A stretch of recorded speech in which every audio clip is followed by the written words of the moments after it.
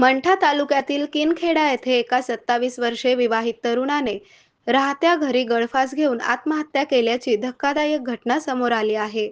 मृत तरुणाचे नाव विकास अंबादास मेटकर असे असून ही घटना रात्रीच्या सुमारास घडल्याचे समोर आले आहे. मेटकर यांनी घरातच दोरीच्या सहाय्याने गळफास घेत आपले जीवन संपवले. या घटनेची माहिती गावात कळताच परिसरात खळबळ उडाली आहे. या प्रकरणी मंठा पोलीस ठाण्यात आकस्मिक मृत्यूची नोंद करण्यात आली असून पुढील तपास पोलीस निरीक्षक पुरुषोत्तम देशमुख यांच्या मार्गदर्शनाखाली करण्यात येत आहे.